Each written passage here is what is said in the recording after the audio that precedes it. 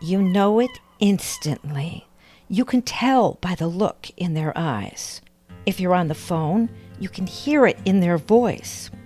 If you're texting, you can read it between the lines. They don't like the gift you gave them. They don't want it. And it hurts so bad to know that something you did special just for someone else is being rejected. We put a lot into our gifts. If it's a handmade gift, there's not only the materials involved, but the time involved to make it. And if it's a store-bought gift, there might not be time involved in making it, but there sure is time involved in working for the money to buy it, isn't there? Either way, there's time, effort, and money put into a gift that you give someone. There's also thought and hope, and I think that's the hardest part. That's the part where you think about the person, what he might like, what she might look like wearing it, how he'll smile when he sees it, how you just can't wait to give it to them and see the joy on their face. And then it happens. They don't like their gift. Some people will be blatant about it. They'll toss it on the couch in 30 seconds flat with a small thank you. Maybe you'll get a small thank you. Sometimes you'll get an, oh, that's nice, or, well, isn't that interesting? Maybe. Sometimes you'll just get a nod. Sometimes they won't say anything at all. I have had that happen to me. And it can be absolutely devastating. Because you were so excited to give the gift. You were so excited to see their face and their shining eyes. You were crossing your fingers that they'd like it, especially if the gift is homemade. You put so much of your time and effort into making it, so much of yourself.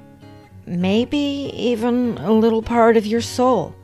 And then they don't want it. Some people have worked around this issue by just giving so-called gift cards. And for some people that can really work, I guess.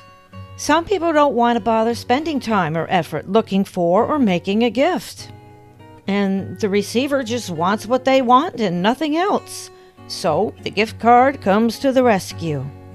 Of course, now the receiver knows exactly how much you're willing to spend on them too, and not a penny more. And that can open a whole other can of worms, you know. Is this all he thinks I'm worth? Maybe not even that, sweetheart.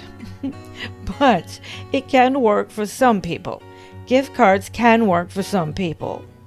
To me, personally, it just feels like a business transaction, and I don't think that's what gifts should be, but to each his own.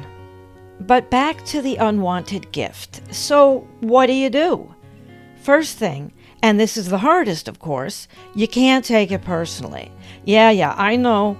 That's a lot easier said than done. A lot easier. But the rejection isn't really about you. It's about them. It's about their short-sightedness. It's about their lack of manners. It's about their selfishness. And if you think good and hard about it, you may realize that the relationship has always just plain been about them, period. Maybe you didn't see that before, but the rejected gift sure brings that mess home in a way nothing else can. Now, just for a moment, let's play the other side. We've all been given something odd. Sometimes we're given something with a passive-aggressive slant, such as clothing that doesn't fit, because the giver's real message is that you're too thin or too fat, and they want you to be a certain size. Sometimes we're given something broken. It could be that the giver didn't really care about us at all, or maybe they were just poor. Sometimes we're given something we just find to be really ugly, but the giver obviously thinks it's beautiful. Sometimes we're given something by someone who hates us, but feels they have to give us a gift due to social obligations, etc. Imagine having a soul so empty that you use a gift in a cruel way instead of a kind way. So, as you can see, there's a lot involved in gift giving. Just like everything else in life, I guess. Why can't life ever be simple, ever?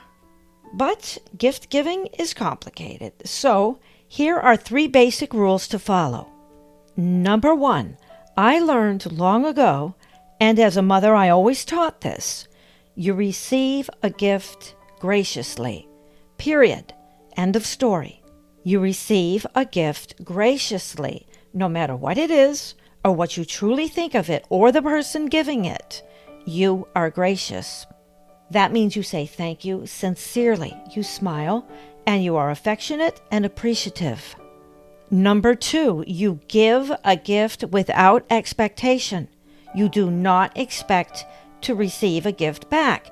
Yes, it's always nice if you do get a gift back, of course, but you do not expect it. You do not demand it.